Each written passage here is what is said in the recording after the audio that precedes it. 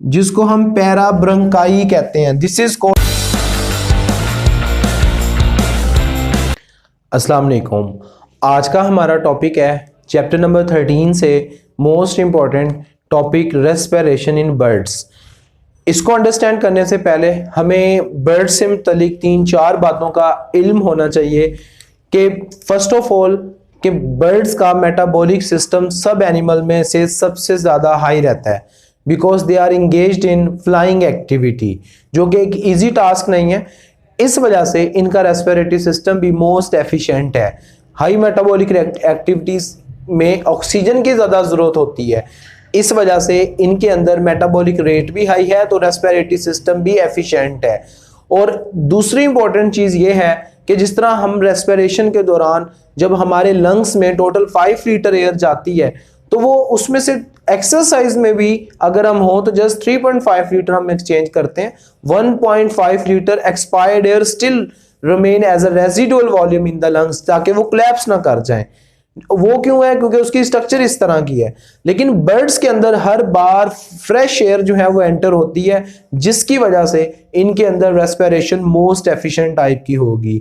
यहां पर हमारा फोकस ये होगा कि इसके अंदर रेस्पिरेशन होती किस तरह है। हमारा पहले स्ट्रक्चर पे फोकस होगा, उसके बाद मैकेनिज्म पे फोकस होगा। सो इसमें देखते हैं कि कैसे जो है ये इनका रेस्पिरेटरी सिस्टम है। इसकी स्ट्रक्चर एक सिंबॉलिक हम बर्ड बना लेते हैं। ये बर्ड है,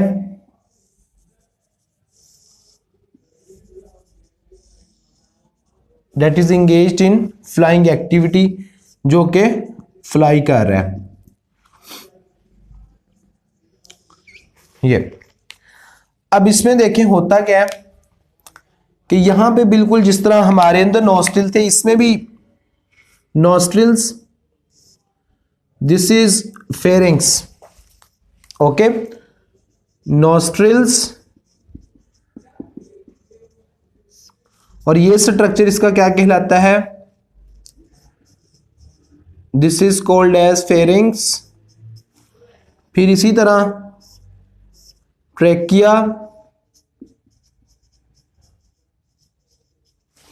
और ट्रेकिया के बिल्कुल बैक साइड पे जो स्ट्रक्चर है डेट इज कॉल्ड एज ब्रंकाई।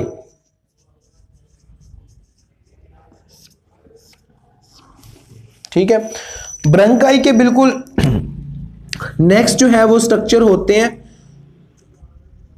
जिसको हम कहते हैं air sac. This is called as air सैक्स।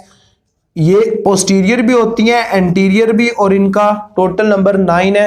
And some air sacs also penetrate into the bones, skeleton, lower part और अपर पार्ट, जो कि बॉडी के अंदर स्प्रेडिंग टाइप की ये मौजूद होती हैं, जो उड़ने में हेल्प करती हैं, डायरेक्ट इन्वॉल्व नहीं है।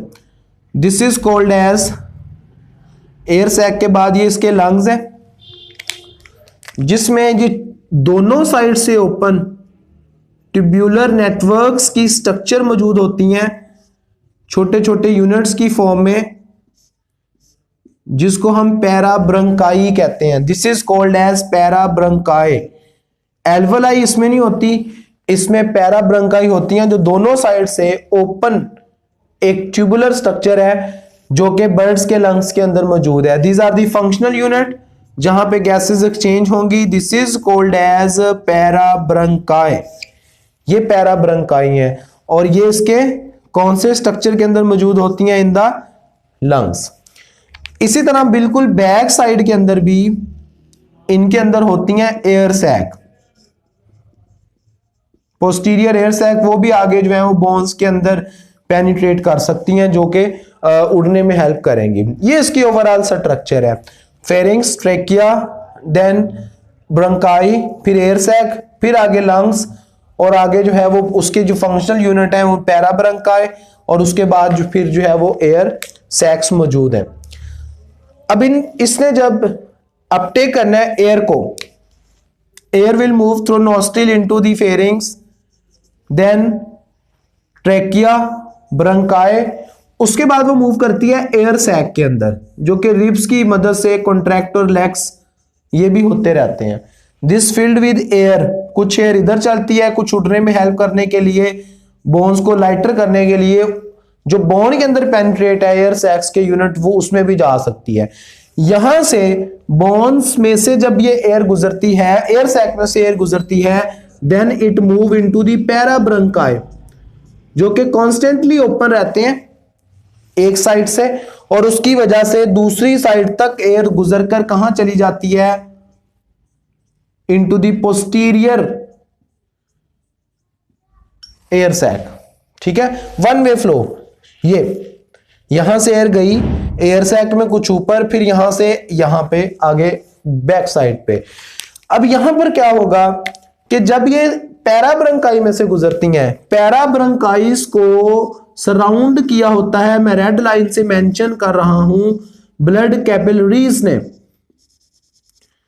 This is called as capillaries, red colour में मैंने मेंशन किया है। और उसके अंदर जो ब्लड की फ्लो है दैट इज काउंटर करंट, उल्ट है। पैराब्रंकाई के अंदर जो ब्लड फ्लो है वो अपोजिट एयर फ्लो के, यानी कि अगर एयर इधर जा रही है तो ब्लड इधर से ऐसे मूव करके आ रहा है। काउंटर करंट में क्योंकि दोनों चीजें अपोजिट है, स्पीड डिफरेंस, उसके बाद उसके प्रेशर डिफरेंसेस की वजह से मैक्सिमम गैसेस एक्सचेंज होंगी between blood and air in parabronchi. इस वजह से एयर क्योंकि पैराब्रंकाई में जो है वो एक्सचेंज होती है, ऑक्सीजन वाली जो एयर है वो ब्लड में, और जो कार्बन डाइऑक्साइड है एयर से वो चली ब्लड से वो आ जाती है पैराब्रंकाई के अंदर। इस वजह से इसको हम फंक्शनल यूनिट कहते हैं, जो कि दोनों साइड से ओपन स्ट्रक्चर हैं। ओके, सो इस तरह एयर पीछे की तरफ मूव करती है तो ब्लड ऑक्सीजनेटेड होता है।